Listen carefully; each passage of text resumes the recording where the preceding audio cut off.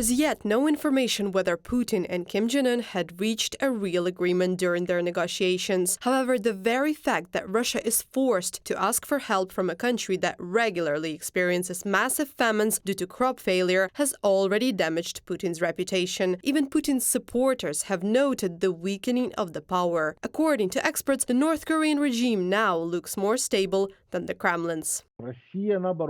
Russia, on the contrary, is a state that was part of the G8 group of countries 10 years ago. Also, its leader Vladimir Putin was handshakeable in various states, including the Western world. Now he has actually descended to the level of the North Korean regime.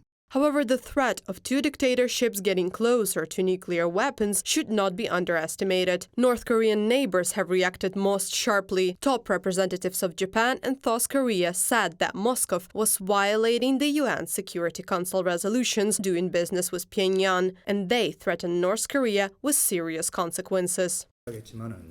I cannot help being deeply concerned about military cooperation and the arms agreement. I once again call on Russia and North Korea to stop illegal activities that will lead to their isolation and regression, and to abide international norms such as UN Security Council resolutions. Russia's actions violate the sanctions that Moscow itself imposed on North Korea. Russia and North Korea were both reminded of consequences by the United States. I will remind both countries that any transfer of arms from North Korea to Russia would be in violation of multiple United Nations Security Council resolutions. And we, of course, have aggressively enforced our sanctions against entities that fund Russia's war effort, and we will continue to enforce those sanctions and will not hesitate to impose new sanctions if appropriate.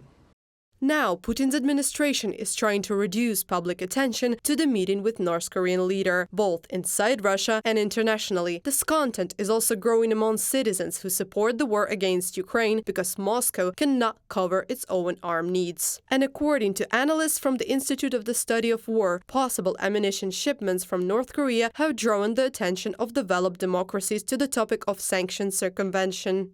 Putin is likely neutrally portraying his meeting with Kim in order to balance Russia's interest in acquiring North Korea artillery munitions with concerns about the risk of triggering secondary international sanctions on Russia due to potential trade with North Korea, amidst increased international scrutiny of Russian sanctions evasion. From a report by the Institute for the Study of War. According to the head of the Ukrainian intelligence agency, Kirill Budanov, North Korea has been supplying Russia with ammunition for barrel and rocket artillery in exchange for oil and technology for a month and a half. In addition, North Korea has enough stocks and production capacity to help Russia buy some time on the battlefield. Reported by Anastasia Tarnavska, Danilo Kobza, UATV News.